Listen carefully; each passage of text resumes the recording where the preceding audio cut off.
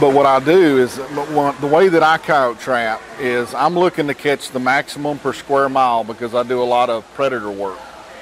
And you got to think, the highest numbers of coyotes that's ever been recorded is in South Texas. That's 8 per square mile. And if you're just picking 1 or 2 off each farm, you're not doing very good at that. But if you really block up all those travel ways, and Mississippi's probably got 5.5 to 6 coyotes per square mile from where I trapped over in the Delta. I've never really trapped up in outside of the Delta of Mississippi. That's a lot of coyotes. I mean, that's almost like Texas. Y'all are almost like Texas. And if you cover all those up, it'll blow your mind. What it'll do is it'll teach you that we don't know as much about location as we think. Because you'll be setting all these main ones up, and then you'll catch them, or you start setting them all up, you catch them everywhere. It's kind of like, have y'all ever went out to a big field and got a fence around it and you hang snares around that field, and then you start catching coyotes because there's hair in the fence, they're showing you where they're at. And then all of a sudden you look around one day and you go, there's no reason for this coyote to be here. There's no road, there's no crossing, there's no feature, there's no reason whatsoever, but there sits the coyote in front of you. Then after a while you start thinking, why do we think we know where they're going? Because I've never figured it out. So I concentrate on those travel ways is what I do. Is there any such thing as having too much bait or lure in the area? Just mix it up. If I'm doing a small place and there's a bunch of travel ways, like QDMA land, the way that they block that up, and you'll have old pine, then you'll have CPR, then you'll have or CRP, then you'll have 8-year hardwood growth, and you'll have a big forest, and you'll have a field, and that's a lot of traps to cover all those because there'll be a road between them. So when I did that study for Georgia, I think on that 1,800 acres, I think the most traps that I had to cover that was, the way that I trapped was somewhere around 130 on 1,800 acres. And we only took 18, but it took 2 years for them to find any more coyote sign on that property. So we decimated them by doing it this way. But I'll put in bait, then I'll put in bait and lure, then I'll bury a beaver, then I'll, put a flat set, then I'll set on drop-ins, and then I'm constantly trying to mix it up instead of doing the same thing. 26 off of 300 acres. That's a lot. There was times it'd go a month or 6 weeks where I wouldn't, and I guess I caught the local ones out, and I guess it was like a territory. I guess some moved in. I would say if you were to look at that farm on Google Maps and bring it out, you're going to find out there's a lot. It's probably what the old guys used to call crossings, and they're going to mix around. And you got to think, up until probably March, very few of those coyotes live on that farm. So they're running everywhere. So, your population blows up, and then you'll know how many's on there once they pair up, because it's just the ones that live there. So it gets really small. Well, I never had over 8 traps out. Do I need to put more traps, or? The way that I'm just telling you how I do it. That's just that every travel way. Because another thing that happens is you've got your locations. Like if you're setting 8 on 300 acres, so you got your locations. Like say that's a type A location. That's one we all think about when it comes to trapping for whatever it is, whatever the feature is. Once coyotes get in contact with a caught coyote a couple of times, what you'll start seeing is it kind of goes dead. Well, they don't really go dead. The coyotes veer off to get around that spot. But what happens when you set the way that I set, they're coming in contact with different sets and different equipment. So there's never any chance for them to get reprieved, because wherever they're going. And if you look at studies from APHIS, the old Denver research stuff and the government studies, if you look at a coyote's area that they live, we have this idea how they move through there. It looks like a spider web when they put collars on there. So it's not like there's really more places they go than others. It's kind of an old myth. Trappers say they do more on the edge or they do more, you know, in these, but when you look at the actual collar studies, it's just haphazard. They're going everywhere hunting for food. So that's the reason I do what I do. See, I have a cattle farm about 1.5 miles up the road, and I won't catch nothing for a while, and I figure a cow has died up there. Could have. That's where they're at. And then I won't even hear one. But a lot of it's on a smaller farm. If you've got things that are funneling them through, especially before they pair up, I mean, you can catch a lot. That's, you know, like when I took instruction from Ron and Pete Leggett for fox, they'd go to a 300-acre farm and set 2 traps within 2 feet of each other, and they'd go to another farm. But they spent years figuring out the crossing on that farm, and they wouldn't waste their time anywhere else. They're doing 17, 18 fox a day doing that. You know, they're really working on the crossing. How many fox would you say would be on that 300 acres? It just depends on the 300 acres. You know, like where I'm from in Tennessee, there's big chunks of ground we ain't got no fox. And then I can get up close to a city and catch 30 or 40, you know. That's what it is down here. I caught 2 gray fox off of it, 1 bobcat, the rest of them 26 coyotes. Well, that kind of makes sense on the gray fox. They pair up and they defend that. You know, it's a lot different from reds. So, yeah. And once you catch them, you pretty much got to wait till someone else finds the open ground and sets up shop a lot of times. Got a lot of coons. I mean, I set out 4 coons, but just, you know, turkeys and whitetail bigger is what I'm trying to manage. Most coon live, according to studies, within a quarter of a mile to a half a mile. That's their life, their whole life. So 300 acres, there's a bunch of those in there. Plus they're feeding through. I mean, you get breeding season on coon, you got big woods on one side and big ones on the other. You'll have males going through there all winter long to find females that they hadn't serviced yet.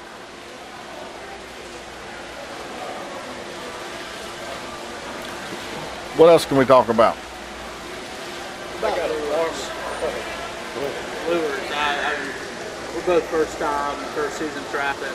Don't really know much about what lures. All mine, man, all mine. Huh? Just mine. Just yours? Yeah.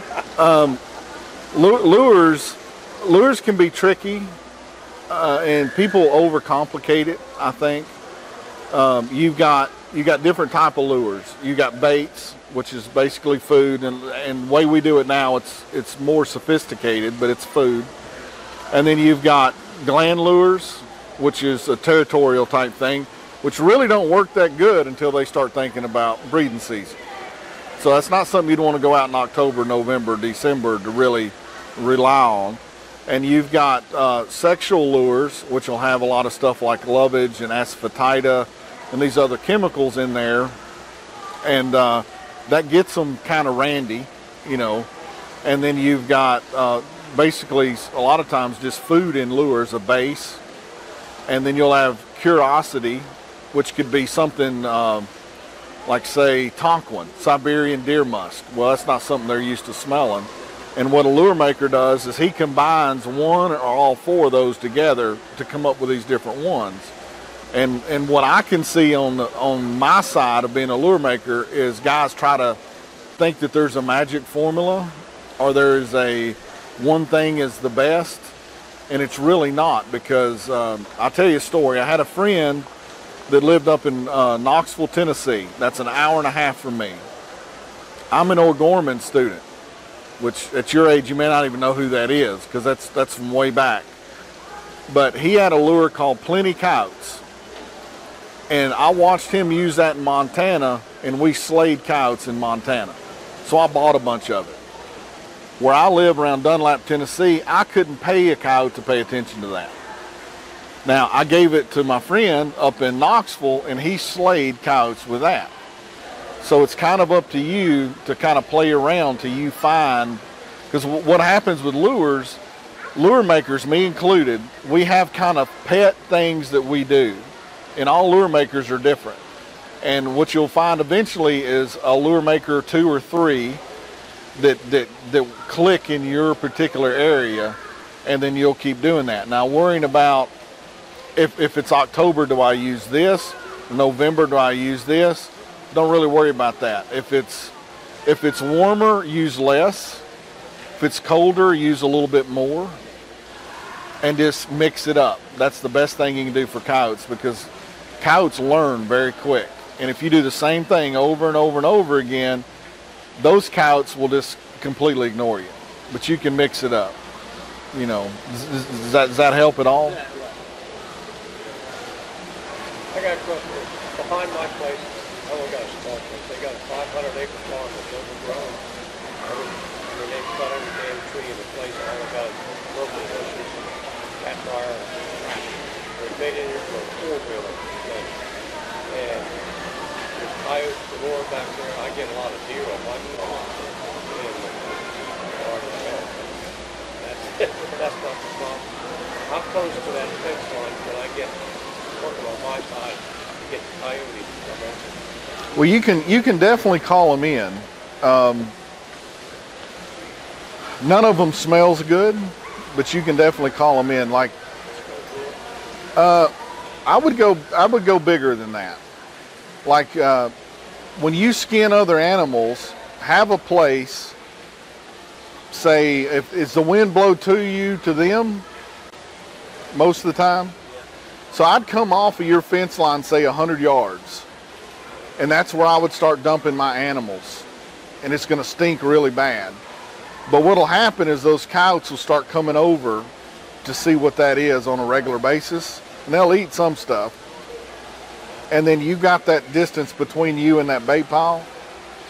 Slim Peterson talks about, he used to go buy a bunch of eggs, crack them open in a bucket, leave them out in the sun till you couldn't stand it, and he would pour that on a whole bale of hay and do what I was telling you to do with the animal pile, and that'll last all season long, and you'll be pulling animals all season long off of that. That's the second question. I've never trapped coyotes before. I have foxes. I trapped them last when I was stationed up there in the first one. When you're taking the hides off, do you leave the feet on there, or do you cut it off right at the elbow? That depends on how you're going to sell it. If you're going to tan it or sell it to someone that's going to tan it, I'm just going to sell it as a sell-off. no, you don't want that on there. Because unless it's a black one or something that someone's eventually going to use for taxidermy, Black one, I make tan for myself. when they put it in a tumbler, those claws are going to chew up everything. So they don't want that in there. So you cut it off out the elbow? Yeah, because you don't want to have a big hole up here. No. It'll shrink up on you. Yeah. Thank you. What else we got? What first got you started trapping? What got me started is, where were you at in Alaska? Way back. No, where? Kodiak. Okay, yeah, I wasn't there. I was in Fort Wainwright in the military, and a good friend of mine still today came in, and he was all excited, and I had no idea what for. And he got into trapping because he watched a video. So he went out and bought all this crap. He was an officer. He bought all this stuff, and he was telling everybody about everything he was going to catch. Now, I was up there, and I've always been big into hunting and fishing and stuff, and I was getting cabin fever at Fairbanks, Alaska at 40 below zero every day. And I started listening to him, so I went to the video store, and I rented Mike Glapimski's Wilderness Trapping, and it was about catching marten. So I went to a yard sale the next weekend, and I bought a bunch of 110s and 120s at a yard sale. In Alaska, you can buy traps at the grocery store. So, I mean, totally different place up there. And, yeah. So then I went out, and by using that video, on snowshoes, I put out a 5-mile line on snowshoes. I did everything that he said to do, just mimicked it on the side of the tree. The first trap I ever set had a male marten in it. I was hooked. But the main reason it got me started is being enlisted in Alaska before taxes only made $1,400 a month. Milk was $5 a gallon. This was in the early 90s. Gas was $3 something a gallon. You know, everything was expensive. I got paid $80 for that martin. I mean, it was like a pay raise. So it didn't take me long to figure out if I go catch 2, 3, 4, 5, I can make as much doing this in the winter as I can in the military. So that's how I got started, you know. So it's not the normal, my granddad took me out, or we grew up, I grew up in Phoenix City, Alabama. So back in, it'd have been about 81 or 82, I think. There was this guy in Columbus, Georgia that bought beaver. We didn't know what a trap was. We didn't know there was a fur market. We didn't know what he was doing. But he paid us $40 for every beaver we brought him. So we'd get out in these little bitty John boats at night with a light with 22s. And sometimes we could shoot and retrieve 5 or 6 beaver. At $40 a piece, I was making more than my parents were working 2 jobs. So that kind of led me up to the other, but I didn't know what it was going for. I just know this guy gave us money for a big rodent. That's all. Any other questions? You can't be shy now. On tanning. Okay, I never tanned one. How would you cut it around a mile of coyote or eyes? Or... I don't know, man. Oh, you don't tan? No. I've never really got into that. I mean, the only things I've ever tanned are just stuff that I skin normally and sent them off and they did it. As far as taxidermy, I don't know. You know, because that's kind of what, when they're splitting the lips and turning the ears and, yeah, I don't know all that.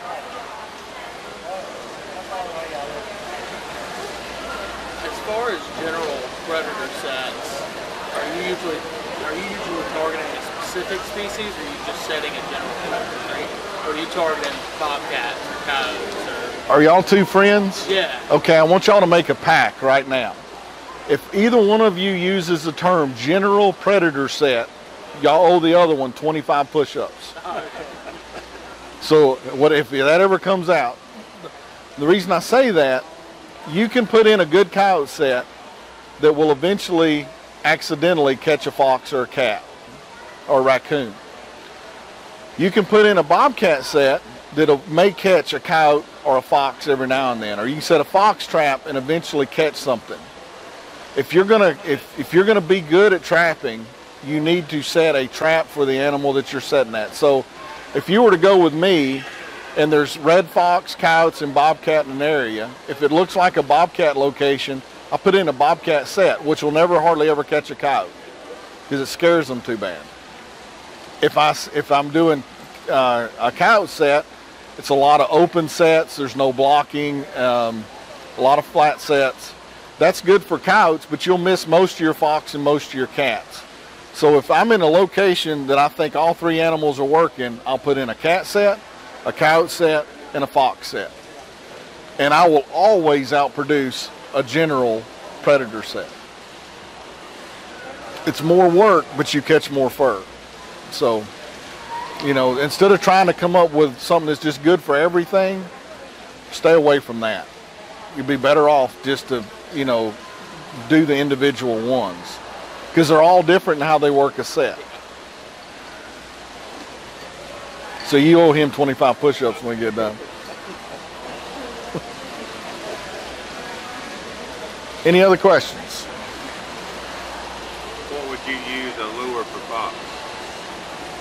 Do you mean like a name? You know, I mean, what out of your stuff? I would use probably muskie or fur check for strictly fox.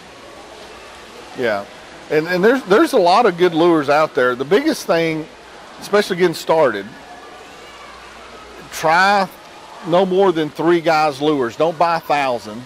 You know, buy 4 or 5 from one guy and 4 or 5 from another and another, and then get in the habit of, if you're putting a set in, at least for the first couple of years, mark down what the set was, what was in the hole, and what you catch.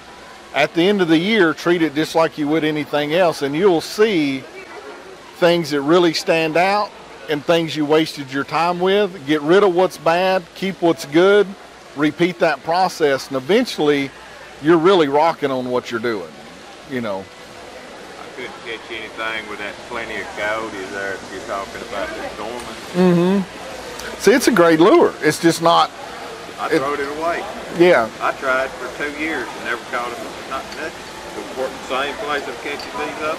Well, see, I know what those lures are, and where I'm at, I mean, I can make those lures. His government call is only 2 ingredients off of plenty coyotes, and I can kill stuff with a government call. But I mean, just that little bit of difference, you know, of one. You can kill them with? Government call from O'Gorman, you know, and it's only 2, and they're minor ingredients off of one to the other of what it is. Say on a whole set, how do you put wool in it and bait? Or? Oh, my whole sets are always done, if I can, with an auger. I've got a TS Steel BT45 auger. So it's 2-cycle. It's got a good clutch so I don't break my arms.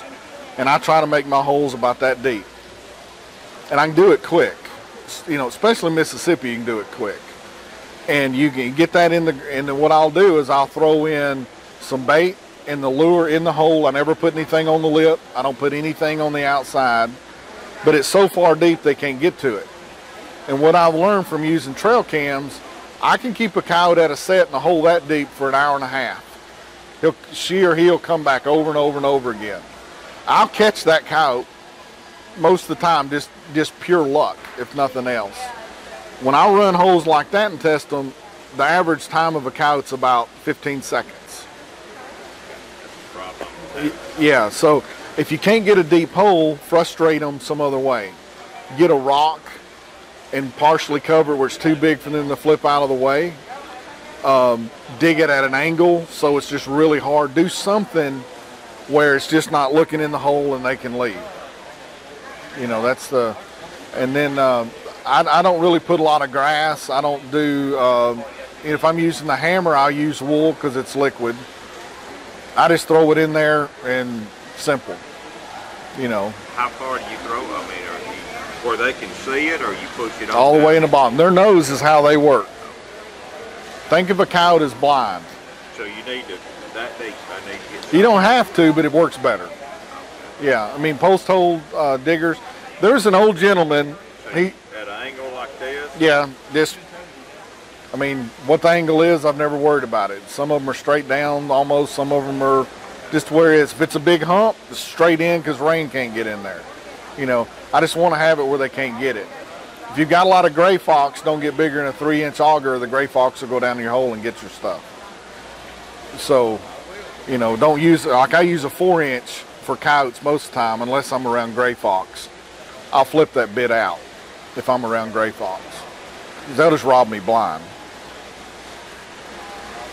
Yeah, but there was a frustrating coyote is, I think, super important. There was an older guy in Georgia that used to have a set that anybody can do, and if he wasn't in a wheelchair, he could barely walk on a cane. But he caught about 200 coyotes a year for the live market in Georgia. He had a guy that went with him. He paid $5 an hour at the time, and he dug a post hole that deep. And then the old guy would hand that young guy a deer leg that he'd get from the deer processor. And he'd run a disposable stake around the bottom of it, and he would have him drive that in the bottom of that post hole. And he would move the dirt, so he had 2 humps right here and put 2 traps on each side. And then he would have them staked farther out that way. But the coyote could come up and grab the leg, and he would put lure at the bottom, but he couldn't ever get it out of the hole. And I've done this, and what you'll see is there'll be a whole ring around that deer leg, so no matter where your trap's at, it's in the right spot, but he can't ever get it out. So I mean, that's like the ultimate frustration, because you're letting him taste it then. And like I said, over 200 a year for the live market, out of pure frustration. That's the only set he did.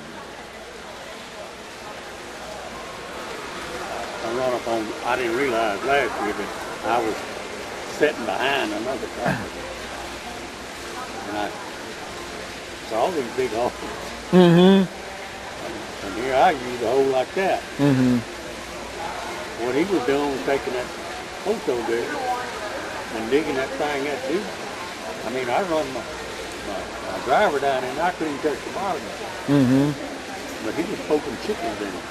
Mm-hmm. If y'all got somewhere that's got chicken houses and they'll let you get them, since the bird flu, I can't get them anymore in Tennessee.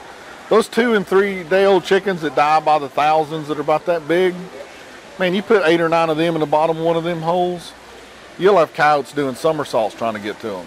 I used to fox them until I started trapping when I got work for the year. And I would go to the hatchery and get live biddies. Some of them had the beak crossways, or, you know, they pulled and put them out where I was with my dog. I mean, it was you just turn out and they were right on it. Mm-hmm. Them things here, them things keep them for miles.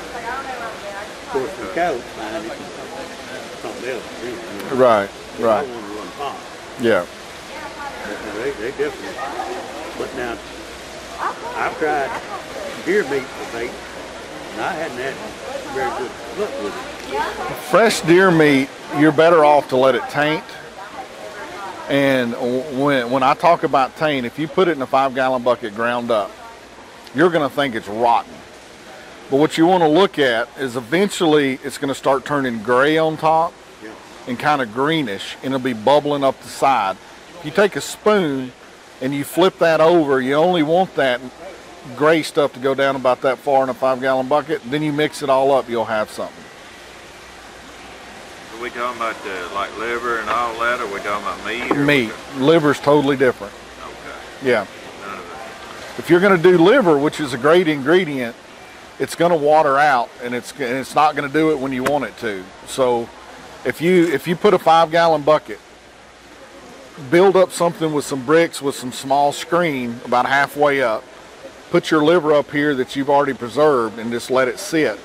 All that liquid will drain through, and you can just take the good stuff out. Because what'll happen is that stuff on the bottom is really hard to preserve, and it'll make whatever you're making turn into this liquid soup one day, and it could be next week or next month, but it's going to do it. I'll probably just buy my bait from you there, my lure there. What about, you was talking about earlier when I was talking to you up there about burying beaver? Or? Yeah, I do a lot of berry bait sets, especially like if I go to a job and I do really good one year and really good the next year, and then I start setting and I feel like it's not working right, I go to buried bait sets. So I'll catch beaver, I'll skin them, get the casters, take my back straps for dinner, and then I'll have that carcass, and I'll take a wolf fang around the neck, this disposable stake, and one around its tail at the base, and I'll dig a hole about yay deep, just with a shovel, and I just kind of throw it out to the sides, and I'll set that beaver in there, back up, where its back's coming up, and I'll put those on an angle, the disposable stake, so it's pinned. So you can't get out there and flip it. You can't do anything. And then I'll just throw that dirt right back on top. Since it's fluffy, it's going to stand out. It takes about 5 days for those gases to start coming through that ground. But once it does, that coyote's on it. And I will put 3 or 4 traps around it, about 8, probably about 10, 12 inches back, on drags, and I've caught triples on one beaver in one night. But because this coyote gets over here and gets caught up, and he's circling and whining and peeing, and it builds this excitement. Then the other one comes up, and he's not very cautious. He gets caught, and you can repeat that over and over again on a group of coyotes. You run a lot of drags? Almost 100%. Yeah, because I don't want to deal with remakes. You know, my remake is really embarrassing to someone that uses stakes. My hole's still there, my lure's still there, my trap bed is perfect where the animal pulls it out of the trap bed. I've got to set it back in and wiggle it, put some peat moss over the pan, sift it back over. That's my remake. I don't have mud, I don't have all the stuff you got to deal with a stake. And that's the main reason I use them. Plus, I'm too lazy to use a hammer if I don't have to. I can set more by doing that than I can by doing this. Well, I've been leaving mine in the ground doing it the same places year after year. Would it be better if I went to drag? I think so. How far will they go with them? A good drag, not very far. There's two drags. I designed one. Chip Davis, which is y'all's president, designed the other. They're both about equal. Just don't tell him I said that. The one I designed is Sabertooth. You can get them from F&T. His, you can, I don't know if he's even set up here, but you can get them from Chip. In a hayfield, a coyote won't get but a few feet. I've got videos on YouTube with coyotes in traps. I take the drag, throw it up in the air, and he can only get 5 or 6 feet. But that is not the re-rod looking things, those cheap drags. That is not one of them. These are about $100 to $120 a dozen. They got points. If you were to, you got a kid that's got too much energy, hook him up to that drag in your yard. He'll move it 2 or 3 inches and he'll get about a foot at the end of the day and be exhausted. Because when they do break it loose, it automatically hooks up again. The angle goes under the roots and he can't really do anything. If it's on later in the season here where you got your cotton fields or your soybean fields, there's nothing else. As soon as they hit out of that field, they're caught. Like Chip's got to go farther than me because where he traps are huge fields. Where I'm in Tennessee, we don't have those. But very rarely, I've only had one time in Missouri that a coyote's been over 40 feet, ever.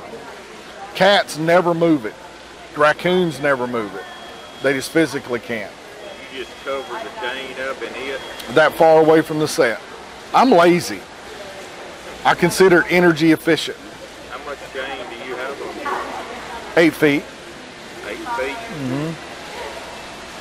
And just cover it up? Yeah, I just throw it off to the side and throw some grass clippings over the chain or something like that just to get that far away. I mean, that chain's not going to bother a coyote. With cats, I just drop it right next to the set. I use it for blocking. You have a dog to find? With good drags, you don't need it. Well, that's the reason I never went to them, because I thought I'd have to get a dog to do that. No. You get a Sabertooth or one of Chip's, you may have one aggravating situation every 2 or 3 years. You go to cheap drag, you're going to have an aggravating situation every time you catch something. Like J.C. Connor's drags are great drags for their purpose. J.C. designed those in the 80s when everybody was stealing from everybody. His drag is designed to get them a couple 100 feet away from the set.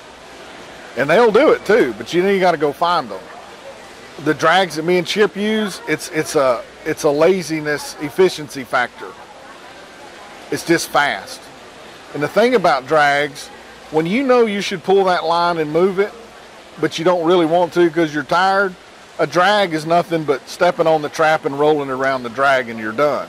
I'm not pulling, I'm not doing, so I can move faster over and over again because of a drag. Tell me about using the chicken again. Tell me about that. Because I got chicken houses everywhere. Okay. When they get those chickens in, they're real little. They're just like, So while they're just little fuzz balls, they always have a big die-off when they first get them. Yeah. What I used to do is have not the big deep freeze, but one of those that's about that long, and I take it to the chicken house with buckets. And I would say, and I knew the guy, and I'd go, as you go around, just use my buckets and throw the chickens in there and put them in the freezer, and then call me when the freezer's full, because I could get 4 buckets this way. I get 8 buckets in that freezer. And then I would take those out because they spoil really quick. I would take those chickens out, dig my deep dirt holes, just grab a handful of them, throw them down in there. You ever smoke them? Put them through a smoker? I'm lazy, man. Okay, all right. Any step I can cut out, I'm trying to cut it out. I just wondered, because my buddy, he believes in putting them through a smoker. Well, and they smell good. Oh yeah, Anybody no doubt. can beat them. Yeah. You could. I mean, I never did. Okay, all right. Yeah. What about cats? You tell me, I'm going after bobcat this year. I'm going to get me one or two. Okay. What do you need to know? I am in the woods. I am in the woods. That's all that I got around. No, forget these fields and soybean, forget that. I'm in the woods. Okay. Pine and hardwood. Okay. Pine and hardwood. Them cats, are they traveling the branches basically? A lot of them do. Okay. What you want to think about for bobcats, if you were going to go, like you probably grew up rabbit hunting. Sure. That's where you want to go cat hunting. Okay. If you used to quail hunt, I used to. that's what you want to find that. Okay. Those two things in water is what I key on in woods. Okay. I try to find where there's the most food and the barrier of the water. Okay.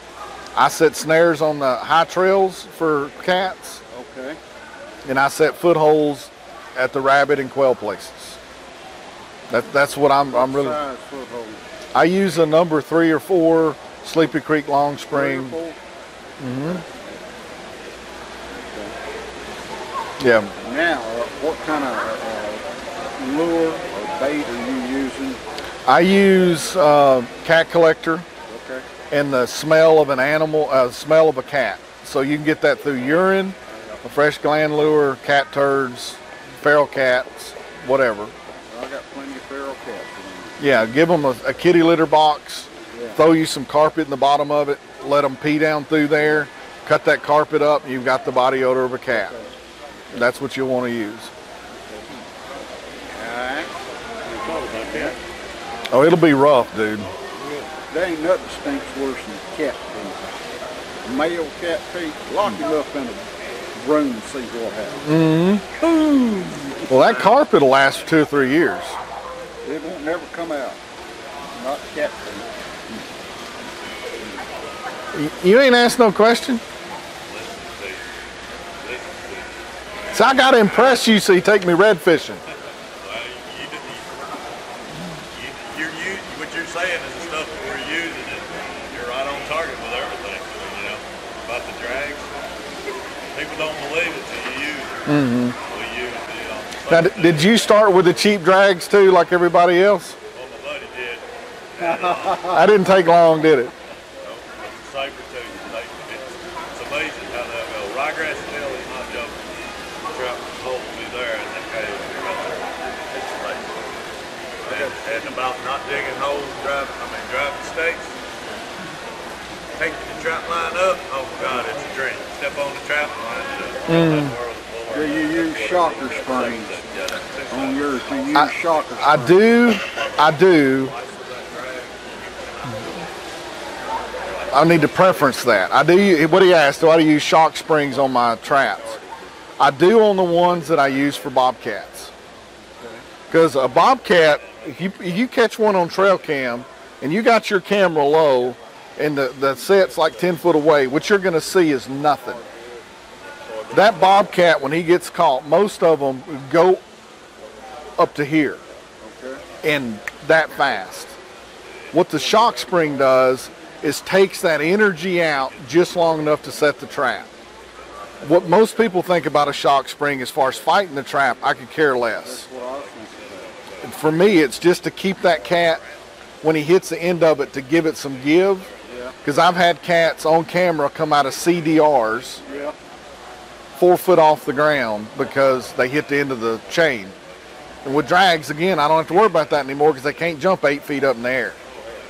You know, so they'll go up and come down. If you got too many little trees and brush around, is that a bad thing as far as trapping a cat, as far as him being able to snatch loose? No. They don't do like a raccoon. That's what I mean, raccoon will grab a hold and just... Oh, man. Yeah, a cat doesn't think that way. He don't think that way. Yeah. Most cats and coyotes will be asleep in your set in about 30 minutes.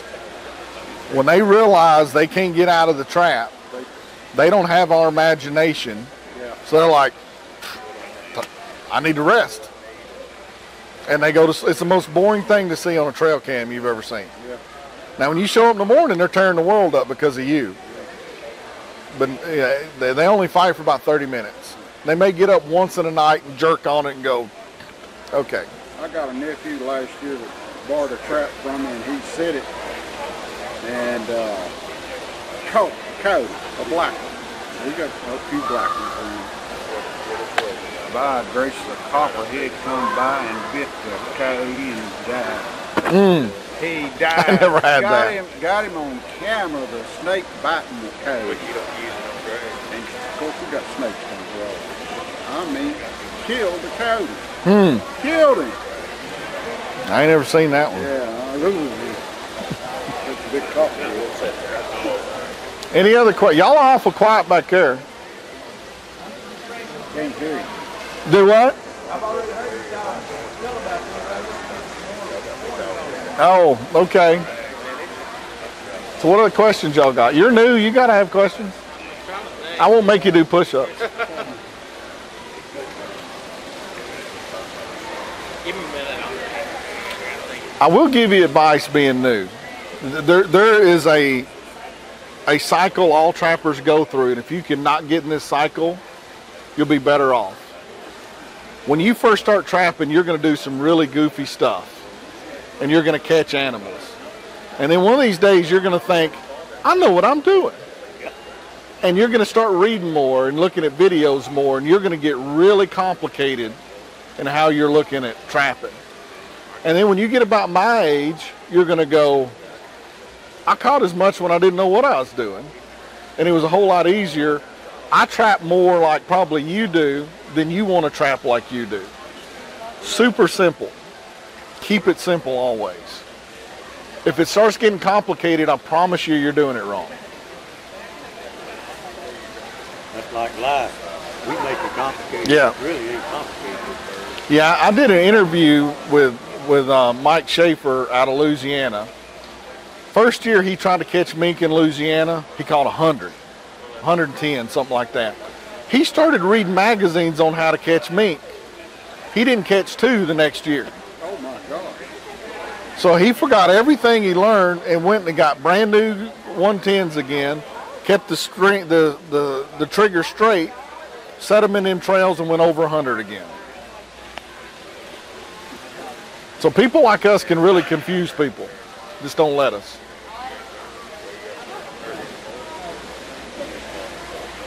What else we got? What? Go ahead. 8 feet, 8-ish. Yeah, plus whatever's on the trap.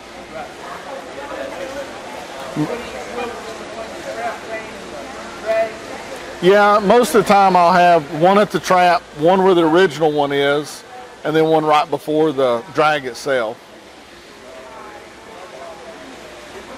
I wish someone would make a chain that was just swivels. So you said 3 swivels? Yeah, the one that's at the base of the trap, the original one that's on the end of the chain, and then one right before the drag itself. How are you getting the video? Every time we try to set trail cameras at our set, quick as that camera, we can see his eyes. And quick as it goes off, he's gone.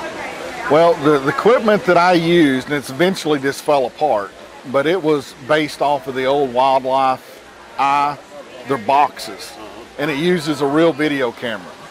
So you don't have all that stuff going on, and it's digital, so there's no tape or anything, and that's what I was using. I don't even know how to work a trail cam. When I say trail cam, I mean that thing, but I know they have them here. I've got a 21-year-old helper that runs all the trail cams for me. What else? What other kind of questions?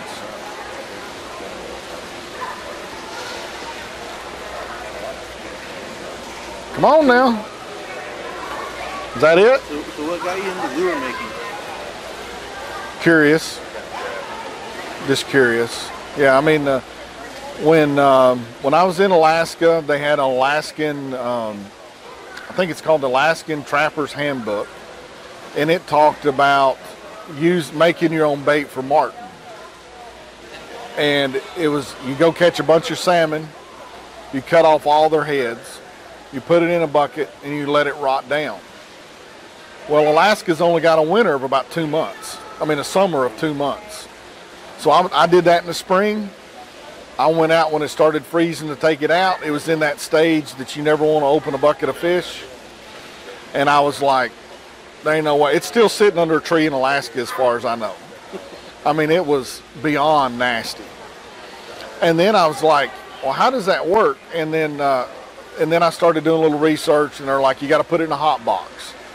So you get a freezer, you put a light bulb in there, it extends your season. And then I was buying lure from Dean Wilson, which is a famous fur buyer up there that I didn't know it at the time because I didn't know anything about trapping. And he was selling me a Martin call lure.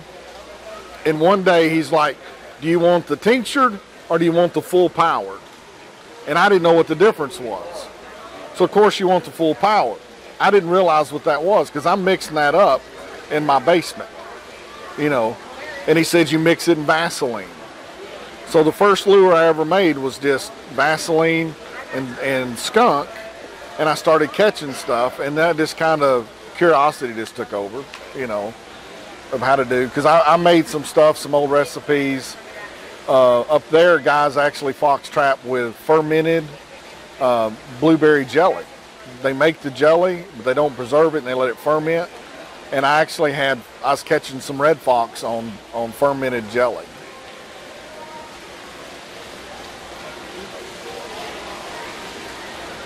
Any other questions, guys?